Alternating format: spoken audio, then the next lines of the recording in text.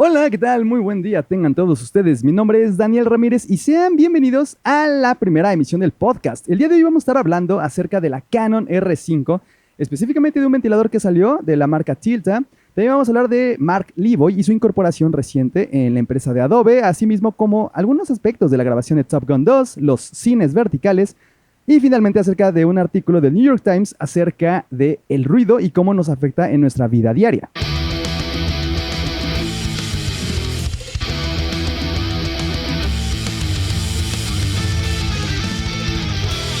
Así es, muchachos, estamos en nuestra primera emisión del podcast, la primera emisión oficial de este podcast. Entonces, vamos a ver de qué se trata esto. Lo que voy a hacer es estar revisando algunas noticias que me tienen bastante intrigado, entre otras cosas. Lo primero es, estamos en medio de de toda esta marea de tecnología en términos de cámaras, porque no solamente ya salió el anuncio oficial de la nueva Blackmagic 12K, que por si alguna extraña razón ustedes se lo perdieron, es justamente esta cámara que anunció Blackmagic, es la Ursa Mini Pro 12K justamente, con un costo de $9,995, que pues sí, son $10,000 lo que cuesta esta cámara.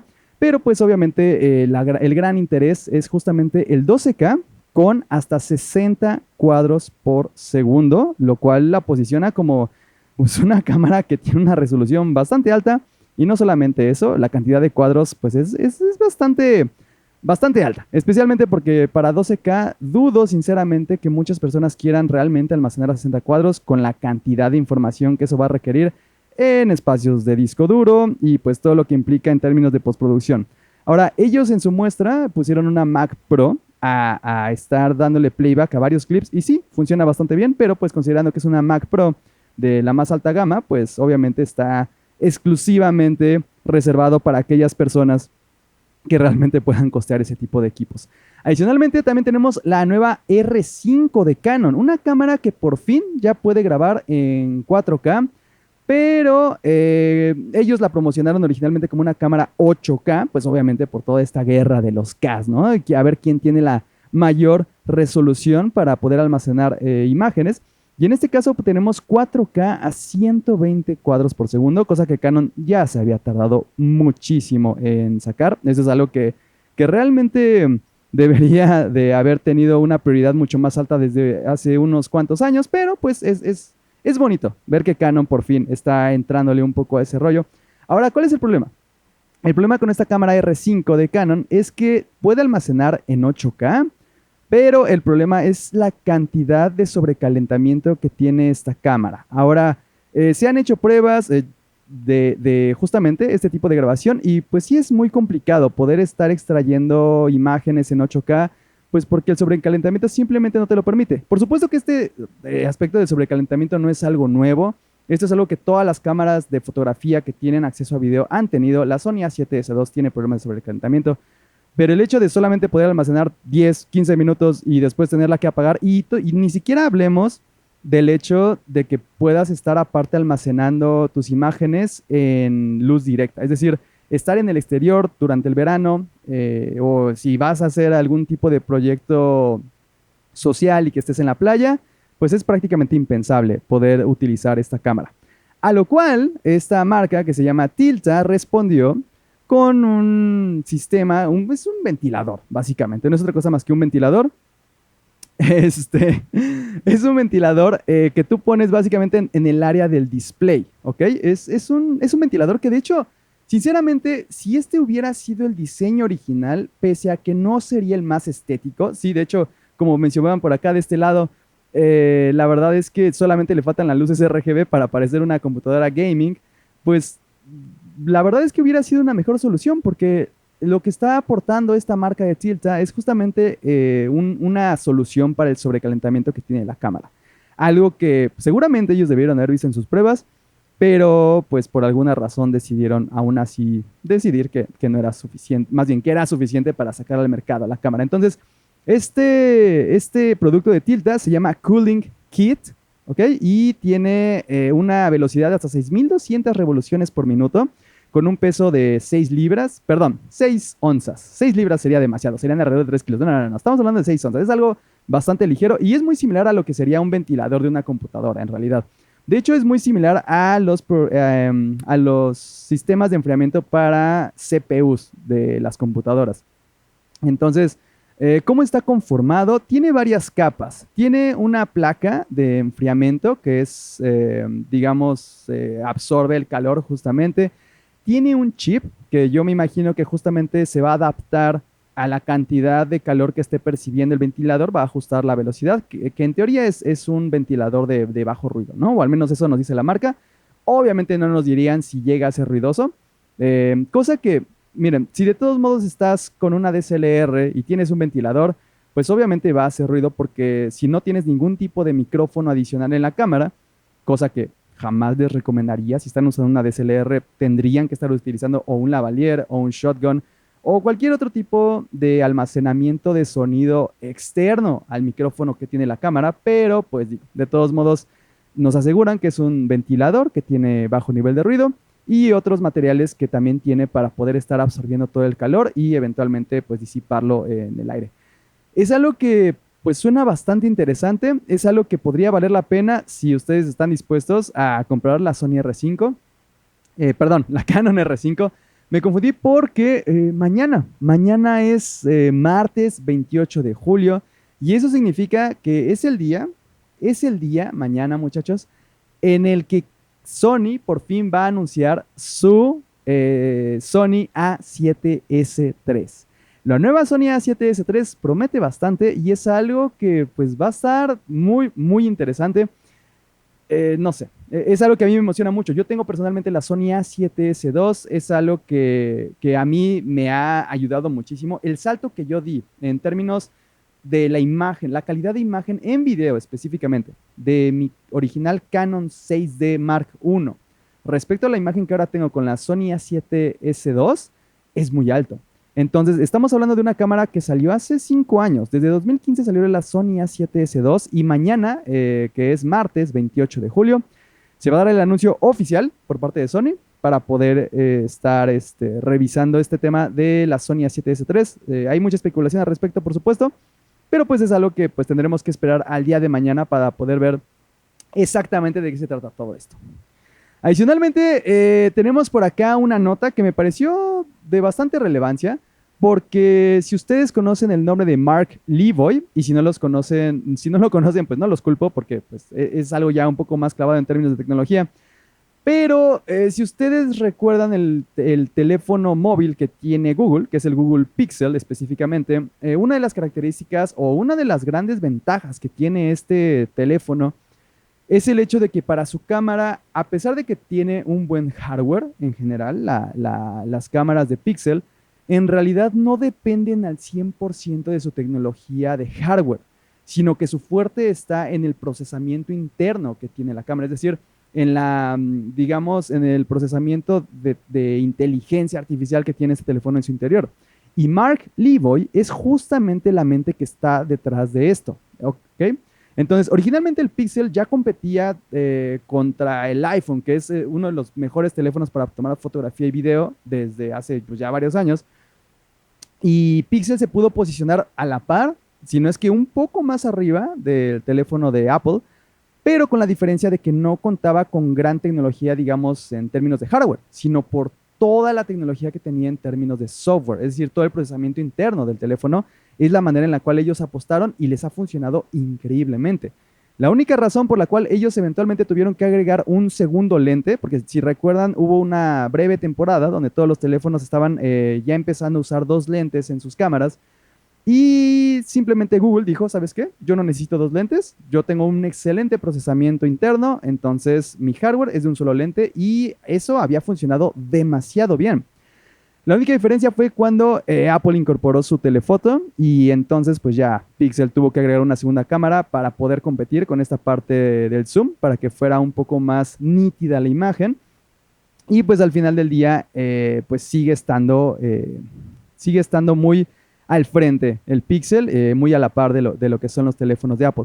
Pero esa no es la nota, muchachos. El punto es que esta persona, Mark Levoy, que ha estado haciendo todo esto con Google, o que estuvo haciendo esto, porque él dejó de trabajar este año con Google, ahora trabaja en Adobe. ¿Qué significa esto? Adobe está empezando a desarrollar una tecnología junto con Mark Levoy, evidentemente, por eso lo estamos mencionando, en donde ellos van a intentar hacer una aplicación que sea, entre comillas, universal. ¿A qué nos referimos? Una aplicación para tomar fotos que sea compatible con Apple, que sea compatible con Android, que sea compatible, supongo, también con los teléfonos de Windows. ¿Cuál sería la ventaja? Que toda la tecnología que originalmente era, digamos, exclusiva de Pixel, obviamente no estamos hablando de la misma tecnología, porque ya entraríamos en temas de, digamos, de las patentes que puede tener en su interior Google por parte de todo lo que hizo Mark Levoy con ellos. Pero Adobe está haciendo que desarrollen una aplicación que sea universal para las cámaras y eso quiere decir que en términos teóricos, o al menos eso es lo que se esperaría en un futuro, no importa realmente cuál es la cámara que tú tengas en tu bolsillo, no importa cuál es el teléfono celular que estés tú utilizando, gracias a esta aplicación, el aprovechamiento a nivel de proceso neuronal que va a tener internamente tu teléfono, gracias a esta aplicación, vas a poder tener unas imágenes mucho mejores de las que te permitiría originalmente el hardware. Entonces, esa parte me parece particularmente interesante porque el procesamiento que puedes tener en términos de reducción de ruido, por ejemplo, puede ser una gran, pero gran ventaja. Estamos hablando también que el Google Pixel originalmente con un solo lente podía identificar la profundidad. Es decir, muy seguramente también vamos a esperar de esta aplicación que haga Adobe, tal vez identificar profundidad y muy posiblemente también aplicaciones mucho mayores, pues porque, por ejemplo, las nuevas iPad Pro, pues ya tienen este sensor LiDAR. Entonces, con esa tecnología, más todo el procesamiento que tenga esta aplicación de Adobe, pues creo que puede ser algo bastante interesante. Y aunque Adobe ya cuenta con aplicaciones dentro de Apple y de Android, que es la Photoshop Camera, y la cámara que también viene integrada con la aplicación de Lightroom, pues esto va a ser algo completamente distinto. Y ellos también mencionan que van a mejorar esas aplicaciones, pero ellos están centrando todos sus esfuerzos en esta aplicación universal de cámara, cosa que por un lado está muy interesante, pero por el otro recordemos que es Adobe y a Adobe le encanta cobrar y no sabemos cuál va a ser el costo que va a tener eventualmente esta aplicación. Esperemos a ver cuál va a ser el desarrollo de todo esto. Mark Levoy ya está trabajando, o sea, a partir del día 20 de julio, me parece, ya está trabajando en todo esto con Adobe y creo que va a ser un resultado muy interesante el que nos pueda dar. Y eso, pues no solamente nos abre el camino a una nueva calidad para las cámaras que tenemos, sino el hecho de que actualmente, por ejemplo, en la última presentación del último iPhone, pues todo se centró en gran medida en las capacidades de hardware que tiene la cámara, en que tiene una gran calidad, que tiene muy buena resolución, etcétera, todo ese rollo. Pero si a eso tú le agregas que vas a tener una aplicación que va a poder mejorar aún más todo eso, eso quiere decir que muy posiblemente para muchos que justamente estamos como un poco reacios a querer, digamos, renovar nuestro teléfono porque pues todavía funciona. Yo tengo el iPhone 10, a mí me sigue funcionando perfectamente, no tengo ninguna queja al respecto y sinceramente no tengo tampoco muchas ganas de cambiarlo, pues porque es una inversión demasiado alta. Y de hecho, justamente la única razón por la cual yo renové mi anterior iPhone era el 4S. Yo amaba ese teléfono, el tamaño me parecía perfecto, la forma cuadrada me fascinaba, pero la cámara ya no era suficiente para mí. Esa fue la única y exclusiva razón por la cual yo renové mi teléfono hace, no recuerdo, 3 años posiblemente, casi 4. Es la única razón por la cual yo cambié a mi iPhone 10. Entonces, si Adobe va a sacar una aplicación que te va a ahorrar el dinero de comprar un nuevo teléfono celular a cambio de una renta de una aplicación de cámaras, creo que podríamos pensar que vale mucho la pena. Especialmente para nosotros que nos interesa más la parte de la fotografía, la parte del video, creo que es algo que puede salir bastante, bastante interesante. Eso sí, siempre y cuando no se encajen con la renta, ¿no? Si es que es así. Miren, si fuera la compra de la aplicación, creo que sería la mejor opción como usuarios. Pero obviamente no estamos pensando en Adobe como una persona que se enfoca en el usuario. Estamos pensando en Adobe en una corporación que al final del día su principal objetivo es generar ingresos porque pues de algo tienen que vivir y pues ellos solamente hacen software. Entonces, pues digo, vamos a tener que esperar a ver cuáles son los resultados de toda esta investigación, de todo este desarrollo de tecnologías y adicionalmente ver cuál va a ser el costo que va a tener para el usuario promedio, ¿no? Para el consumidor final. ¿Ok? Hablando de cámaras, por cierto, no sé si han visto la secuela de Top Gun. Les soy bien sincero, yo no he visto la original. Bueno, seguramente la vi en algún momento, pero no me acuerdo. Para serles bien honesto, no me acuerdo de esa película. La quiero ver porque de hecho, pues si tienen curiosidad, ya está en Netflix, la primera, la de Top Gun 1. Esta historia con Tom Cruise donde él es Maverick. Pero ¿cuál es la importancia de esta nota de la cual estamos hablando? Y es que Joseph Kosinski nos habla acerca de la tecnología que ellos emplearon para hacer grabaciones específicamente dentro, ¿cómo decirlo?, del cockpit del avión que estaban filmando, de la cabina, básicamente, ¿no? De la cabina. Ahora, ¿qué es lo que ellos hicieron? Ellos metieron 6 cámaras distintas, bueno, no, 6 cámaras, digamos, independientes, dentro de esta parte de la cabina específicamente del avión donde ellos estaban filmando. Cuando nosotros pensamos en 6 cámaras que tengan un punto de vista, no siempre piensas en una cámara que va a tener calidad IMAX. Piensas en cámaras tipo GoPro, piensas en cámaras DSLRs. Pero en este caso, ¿quién fue la marca que pudo hacer esto posible? Sony. Estas cámaras son Sony Venice y la característica que tienen estas cámaras, como bien lo menciona Kosinski, es que al final del día una cámara no es otra cosa más que un sensor que recibe una imagen, la procesa y al final, entre otras cosas, se va a un almacenamiento. Cuando tú tienes una cámara en tus manos, solamente una pequeña parte de eso es realmente el sensor de la cámara.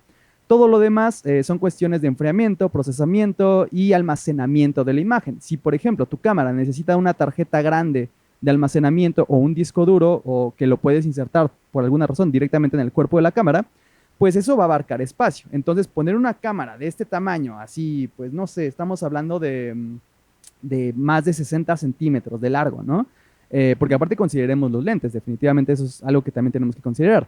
Si consideras una cámara de ese tamaño, pues no puedes poner 6 cámaras de ese tamaño directamente en un avión como puntos de vista, pues porque son demasiado grandes. La gran ventaja de la Sony Venice es que puedes comprar o adquirir un modelo específicamente que trae, digamos, el sensor aparte. Obviamente no el sensor así solito volando, sino que la carcasa se divide en 2. Entonces, la primera parte es solamente el trabajo del sensor junto a la parte con la que se embona el lente. Es decir, que quedas con una cajita pues mucho más reducida, que es justamente, si ustedes están viendo esto en formato de video, pueden ver aquí las imágenes de las cámaras, cómo están puestas.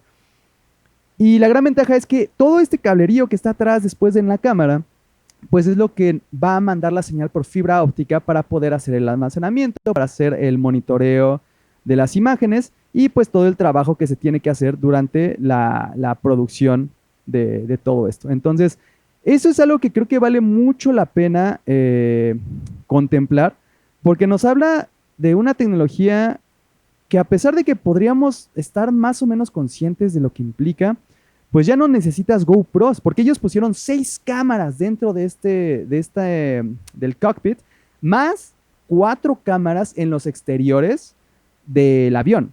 Entonces, cuando tú piensas en el tipo de imágenes que puedes obtener a partir de eso, pues es realmente una orquesta visual en la cual tú estás contemplando, pues básicamente 10 puntos de vista completamente distintos, en donde realmente vas a poder hacer una edición, pues no solamente más precisa en términos de la cantidad de ángulos que estás obteniendo, sino también la riqueza de la resolución de las imágenes. Igualmente, ellos nos presentan los 6 ángulos con los cuales ellos estaban almacenando, los ponen de manera, digamos, ¿cuál era la estructura, ¿no? ¿Por qué 6 cámaras, no? Básicamente, 2 cámaras están, bueno, en realidad son 4 cámaras las que están enfocando directamente al piloto, que en este caso estamos viendo a Tom Cruise, y digamos que 3 de ellas son como unos wide shots, son tomas pues bastante amplias que podríamos considerar tal vez como hasta tipo medium shots más o menos, y hay una específicamente que está en un close-up, más dos cámaras que adicionalmente nos muestran como todo el paisaje, ¿no? Que se podría sobrevolar. Y el resultado son imágenes que sinceramente lucen muy sorprendentes, porque aunque esto podría ser solucionable en términos de pantalla verde y efectos especiales, lo que nos aporta esto es una actuación pues que va más allá de eso. O sea, no puedes, como dice Tom Cruise en la entrevista, no puedes fingir o tratar de representar las arrugas que te produce toda la fuerza de estar volando un avión. Y todo eso es algo, esas expresiones faciales completamente involuntarias, que son completamente físicas por la velocidad y todo el rango de movimiento que tiene el avión, es algo que enriquece muchísimo a la historia y hace que el espectador pueda sumergirse mucho más en lo que está viendo, lo cual creo que es algo que vale mucho la pena. Por supuesto que si tuvieran un presupuesto mucho más reducido, pues no sería posible, pero pues estamos hablando de Tom Cruise, ¿no? Entonces creo que se pueden dar ciertos lujos al momento de estar montando 6 cámaras en el interior de un avión, más otras 4 en el exterior, lo cual me parece una cosa realmente sorprendente. Y con todo esto, nos vamos a otra nota que me pareció también bastante interesante. Son unos cines que se llaman UMA Cinema. ¿Ok? Ahora, ¿cuál es la ubicación de estos cines? Daniel tuvo que haber abierto esta nota un poco antes, pero ya ven cómo es esto, ¿no? Es parte de la adrenalina de estar revisando todo este material. Primero les quiero mostrar o quiero describirles de qué se tratan estos cines verticales. Esto obviamente está respondiendo a una necesidad actual, que es el hecho de hay un virus, ¿no? En donde la distancia social es máxima prioridad y pues las personas queremos seguir disfrutando de la experiencia del cine. Hay un video que ahorita si están viéndolo en YouTube o en Twitch, por supuesto, pues nos muestra como un render, ¿no? Todavía muy, digamos, en una parte muy previa de lo que esto podría llegar a ser, pero son cines verticales donde hay, digamos, como muchas plataformas que justamente están estructuradas de una manera vertical, son como palcos, ¿ok? En vez de tener la estructura normal, entre comillas, digamos, donde es un piso, donde hay filas con muchos asientos, digamos, alrededor de, ¿qué serán? ¿Cuántos asientos habrá en general, en un cine, digamos, alrededor de 15 posiblemente, son filas de 15 y van una atrás de la otra.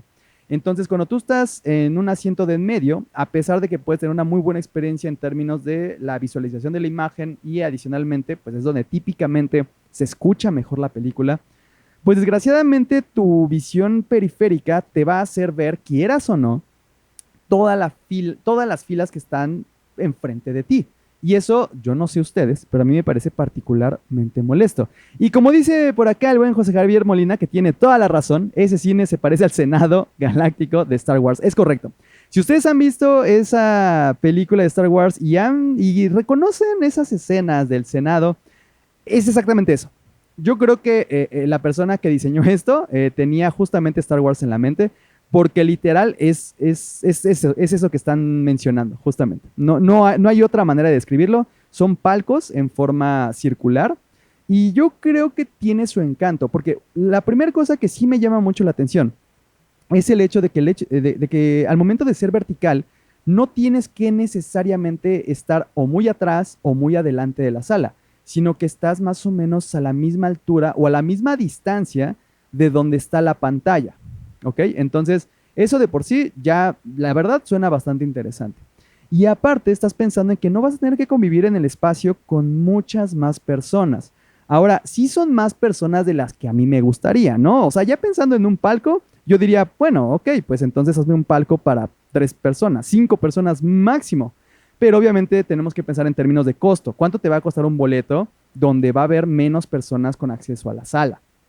Porque eso es un rollo. O sea, obviamente los cines tienen que ganar.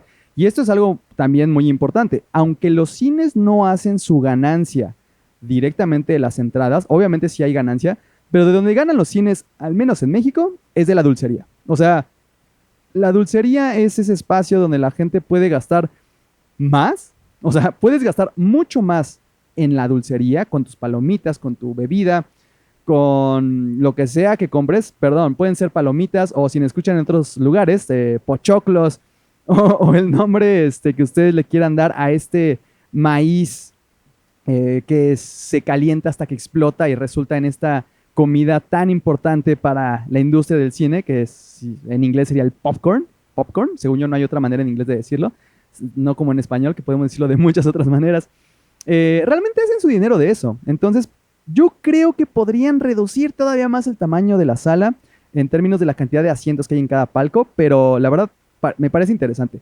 No estoy seguro de que sea la solución. Al final del día sigues conviviendo con más personas, pero creo que sí nos acerca un poco más a la evolución del cine. Creo que el cine en su formato como lo conocemos actualmente, pues en realidad ha permanecido así durante bastantes años.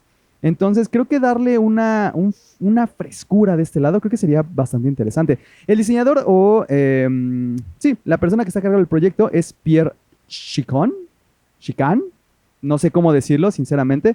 Y estamos hablando que este proyecto en teoría va a estar en París. Entonces, si ustedes tienen ganas de conocer esto, pueden entrar a la página de OMA Cinema, omacinema.com, y ahí van a ver unos renders bastante interesantes. La verdad, a mí sí me llama la atención. Lo único que me da miedo es, pues, no sé, de repente la gente tiende a, pues, poner ciertas cosas en algunas partes, en algunos bordes de las... O sea, porque aquí en el render que nos muestran, tienen como una barrita en la parte de enfrente, los asientos que están hasta adelante, pero está como hacia abajo, está como en declive. Entonces, si alguien deja algo ahí, así como de, ay, voy a dejar tantito mis palomitas en lo que volteo a ver mi celular o yo qué sé, que por cierto, si van al cine, no vean su celular, es muy molesto y no debería de ser, es una falta de respeto, sinceramente. En fin, si alguien llega a hacer eso, va a caer. O peor aún, si se te derrama un poco de refresco, le va a caer a la persona que está abajo y eso estaría horrible. Pero bueno, esa es la propuesta que tienen de diseño de nuevos cines. Particularmente me parece interesante, especialmente pensando en que las pantallas realmente sean así de grandes, porque en el render que nos muestran luce bastante, pero bastante bien. Y finalmente algo a lo que usualmente como creadores audiovisuales no le ponemos tanta atención, que es la parte del audio, ¿no? La parte del sonido. Ahora, no vamos a hablar específicamente del sonido en el cine ni del audio como tal, sino del ruido. ¿Por qué vamos a hablar del ruido?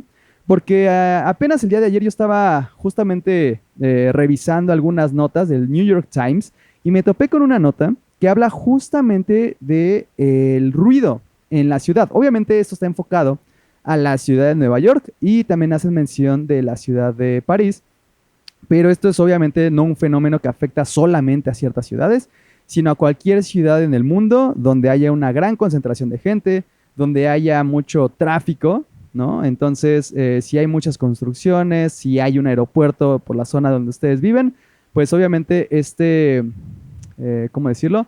Este artículo pues va a ser fácilmente que se identifiquen. Y habla justamente de los daños que pueda haber con el sonido hacia las personas. Y no me refiero necesariamente a daños, o sea, porque ya sabemos, ¿no? Si tienes tus audífonos en un volumen muy alto, puedes empezar a perder la noción de ciertas frecuencias. Tu oído ya no las va a percibir posiblemente, como empezar a desarrollar cierta sordera.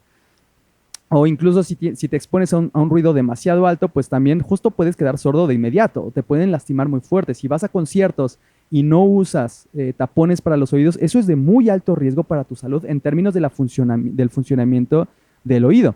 Y justamente, como dice el buen José Javier, es el estrés por contaminación acústica de lo cual estamos hablando. No solamente el estrés ay, sí, me siento estresado, ya, no. O sea, estamos hablando que según estudios que se han hecho, o sea, no estamos hablando de que posiblemente, que hay la hipótesis, no. Estamos hablando de resultados que se han tenido específicamente que se hicieron en la ciudad de París, en donde nos dicen que las personas pueden padecer hasta diabetes, problemas para dormir, obviamente estamos hablando de insomnio, pueden recibir mayores cantidad de problemas cardíacos, como la hipertensión, e incluso desarrollar una inhabilidad para concentrarse en su vida diaria. Tengan ustedes en cuenta que si ustedes viven en una parte donde están cerca de un aeropuerto, o si afuera de su calle están haciendo reparaciones constantemente que elevan la cantidad de ruidos que ustedes están escuchando, van a ser afectados de esta manera. Entonces, pues sí, uno usualmente piensa en el ruido como algo molesto que solamente te afecta durante el momento que estás expuesto a ese ruido. Pero en este caso lo que nos están diciendo es, no es solamente eso, sino que también cuando tú vives tu vida diaria, cuando estás expuesto a tanto ruido durante el día, aunque después ya no haya ruido durante la noche o durante ciertas partes del día porque te trasladas a tu trabajo y ahí no hay tanto ruido, aún así vas a sufrir de estas secuelas. Entonces, creo que es algo que vale mucho la pena considerar. Es algo que creo que sinceramente no nos ponemos a pensar, porque también incluso se han hecho estudios en el mar. O sea, nunca yo personalmente me había puesto a pensar en la cantidad de ruido que perciben los peces. ¿Por qué? Pues porque de repente va un barco y ese barco tiene hélices y esas hélices también funcionan a partir de un motor. ¿Y a dónde creen que se va todo el ruido? Recordemos que el sonido, su velocidad va a depender de cuál es el medio en el cual está transmitido. El ruido, por ejemplo, no sé si alguna vez han visto este típico, no experimento, pero sí es muy común, si lo han visto en alguna película, que de repente algún personaje, para saber si viene el tren, no es suficiente como poner atención. Digamos que estás en un desierto, ¿no? Un desierto donde cruzan unas vías del tren por alguna razón. Entonces, si tú estás con tus oídos normales, estás de pie tratando de escuchar si viene un tren, no es tan fácil identificar si viene o no.